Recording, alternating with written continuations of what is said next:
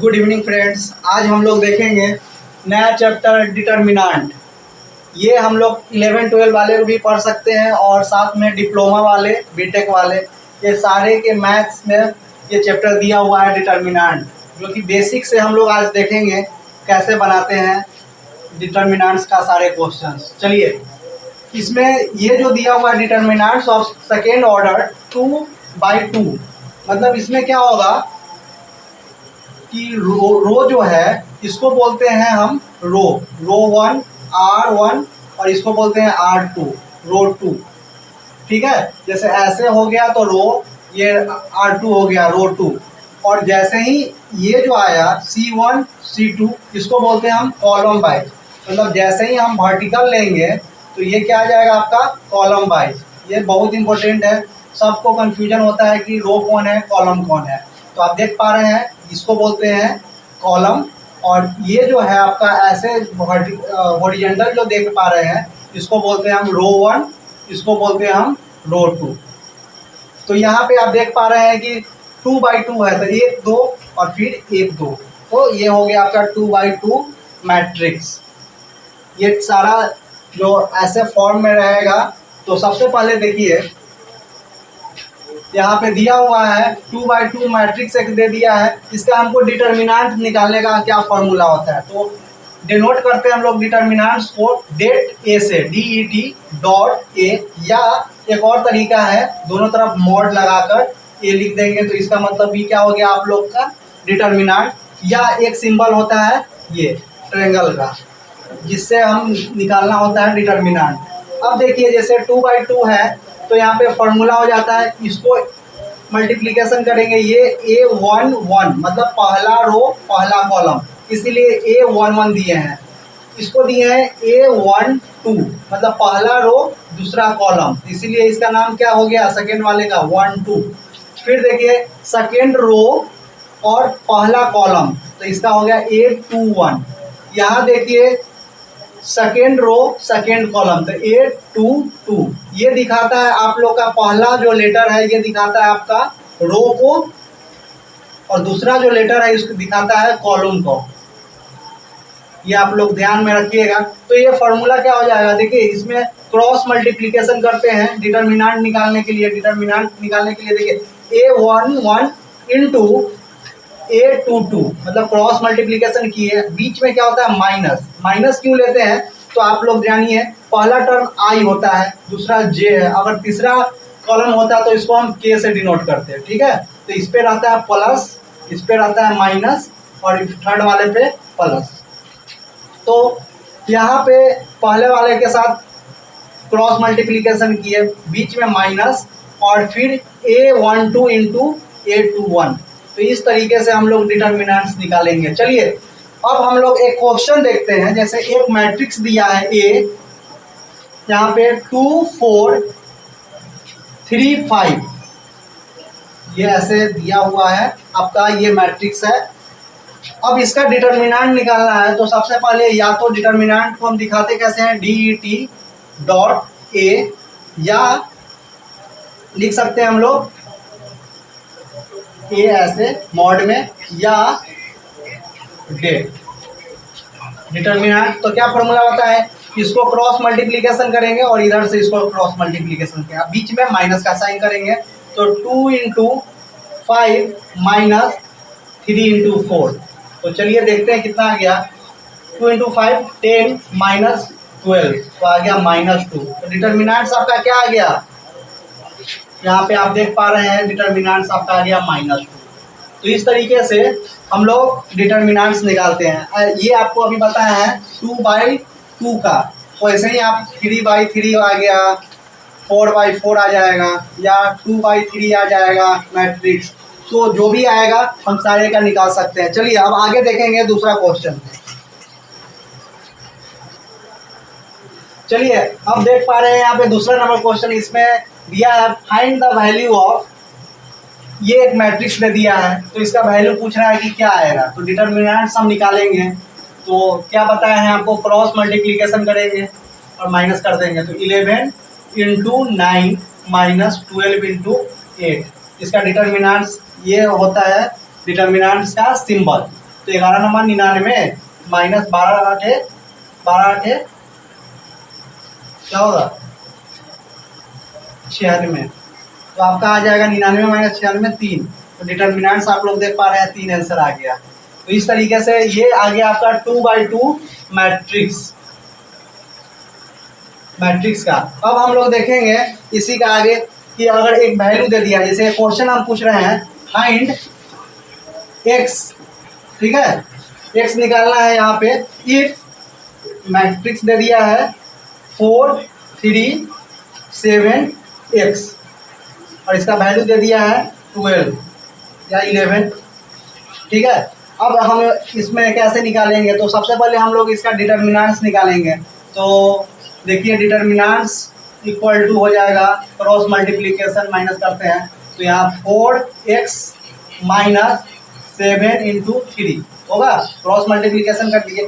जबकि डिटर्मिनेंट्स आप देख पा रहे हैं 11 दिया है, तो 11 इक्वल टू 4x माइनस 21।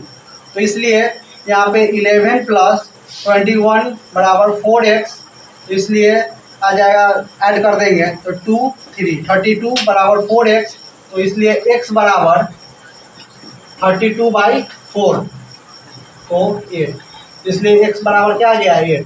तो यहाँ पे यही पूछ रहा था, वैल्यू यहाँ पे x का निकालना है, जबकि डिटर्मिनेंट्स दे दिया था 11, तो हम लोग एकदम आराम से निकाल दिए। x का वैल्यू कितना आ गया 8 आंसर।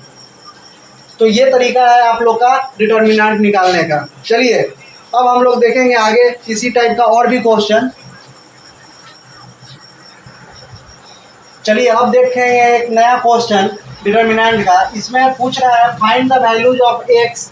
इसमें x आप लोग देख पा रहे हैं, इसमें x निकालना है कि x का वैल्यू क्या होगा। यहाँ पे दो डिटर्मिनेंट को इक्वल कर दिया है, मतलब इसके बराबर ये, तो आप x का वैल्यू निकालिए। तो कैसे निकालेंगे, तो सेम हम लोग इसका डिटर्मिनेंट निकालेंगे और इसके साथ इक्वेट करेंगे। तो कैसे करेंगे, देखिए इसको बताए हैं आपको, क्रॉस मल्टीप्लिकेशन करेंगे फर्स्ट, इसको भी क्रॉस मल्टीप्लिकेशन करेंगे और बीच में माइनस का साइन डालेंगे। तो देखिए 2 इंटू 1, ठीक है, माइनस 4 इंटू 5 पहला के लिए, इसके लिए आप डिटर्मिनेंट निकालिए इक्वल टू, अब इसके लिए 2x इंटू एक्स, अब माइनस, बीच में माइनस का साइन, 4 इंटू 6, ये क्रॉस मल्टीप्लिकेशन कर दिए। अब दोनों को हम सॉल्व करेंगे तो 2 इंटू 1 2 माइनस 5 होगा 20 इक्वल टू 2x² माइनस 6 चौक 24। चलिए अब देखिए यहाँ पे 20 minus 2 minus 18 equal to 2x² minus 24। अब इसको इस तरफ ला देंगे, 18 प्लस 24 इक्वल टू 2x²। तो यहाँ पे आ जाएगा आपका 6 प्लस 6 इक्वल टू 2x²। तो यहाँ पे x² इक्वल टू 6/2, तो यहाँ पे 3, इसलिए x बराबर प्लस माइनस √3। आप यहाँ पे देख लिए कि यहाँ पे वैल्यू आ गया कितना x का, प्लस माइनस √3, या तो प्लस में रहेगा या माइनस में, ठीक है। तो ये आपका आंसर निकल गया। इस तरीके से जो भी क्वेश्चन आप इस तरीके का देखिएगा तो आराम से डिटर्मिनेंट निकाल लीजिएगा और सॉल्व कर लीजिएगा। अब अगला क्वेश्चन हम 3/3 का देखेंगे, वो भी कैसे बनाएंगे देखिए आप लोग। चलिए अब इसमें देख पा रहे हैं आप 3/3 का मैट्रिक्स दिया है। तो सबसे पहले हम लोग इसको निकालने के लिए, इसमें पूछ रहा है इफ ए मैट्रिक्स दे दिया है आपका 1 1 माइनस 2 2 1 माइनस 3 5 4 माइनस 9, तो फाइंड डिटर्मिनेंट ए। तो इसको कैसे निकालेंगे, तो सबसे पहले आप लोग जानिए, इसको हम लोग क्या बोलते हैं, आई, इसको बोलते हैं जे, इसको बोलते हैं के। मतलब इस पे क्या होता है, आई पे प्लस चार्ज होता है, इस पे माइनस होता है और इस पे प्लस होता है, ध्यान दीजिएगा। अब हम यहाँ पे करेंगे रो बाय एक्सपेंडिंग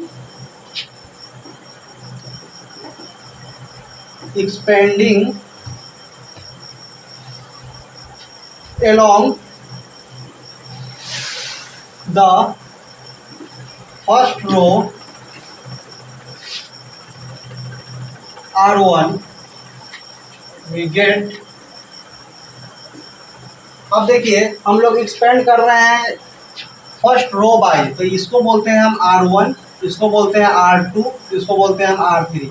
आपको बताया है यहाँ पे लिख दे रहे हैं C1 मतलब कॉलम 1, इसको बोलते हैं C2 कॉलम 2 और C3। तो डिटर्मिनेंट निकालने के लिए सबसे आसान तरीका क्या है कि जो ये फर्स्ट दिया हुआ है इसको हम लिख लेंगे 1, ब्रैकेट ले लेंगे, फिर इसके सामने का और ये जो दिख रहा है इसको हम इरेज कर देंगे। बाकी क्या बच गया आपका 1, 4, -3, -9, ठीक है, 1 लिख लिए। तो यहाँ का बाकी का इसको हटा देंगे और सामने का इसको हटा देंगे, बच गया कितना, ये इतना बच गया, तो यही हम लिख दिए।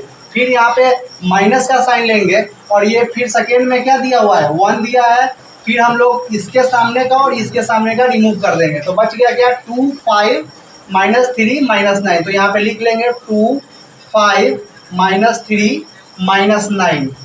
अब यहाँ पे बीच में फिर नेक्स्ट क्या देंगे प्लस, इसके सामने और इसके सामने ये रिमूव कर देंगे, तो बच गया क्या यहाँ पे सब क्या दिया हुआ है -2, तो यहाँ पे -2 दे दिए और यहाँ पे ब्रैकेट में क्या लेंगे 2, 5, 1 और 4, ठीक है। ये स्टेप आप लोगों को समझ आ गया होगा आई थिंक।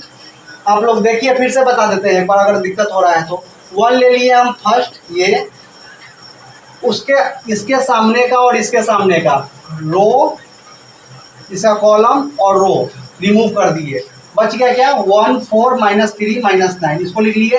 फिर सेकेंड में माइनस का साइन डालेंगे, ठीक है, क्योंकि यहाँ पे क्या दिए हुए हैं माइनस, तो माइनस ये 1 लिख लिए, फिर इसके सामने का और इसका कॉलम रिमूव कर दिए, तो 2, 5, -3, -9 प्लस इसको -2 का है तो -2 लिखेंगे, फिर क्या लिखेंगे 2, 5, 1, 4, तो 2, 5, 1, 4। इतना समझ आ गया होगा। चलिए अब इसको बनाते हैं हम। 1 ले लिए, अब क्या पता थे आपको क्रॉस मल्टीप्लिकेशन करते हैं मैट्रिक्स 2/2 आ गया ना, तो 2/2 तो बताया ही है, तो इसका क्या हो जाएगा 1 × -9, तो डायरेक्ट हम लिखते हैं तो -9 -4 × 12 -12, ये समझ गए होंगे। -1 फिर लिख दिए, इसमें क्या हो जाएगा 9 दूना 18 -18 माइनस प्लस और 5 × 15, ठीक है।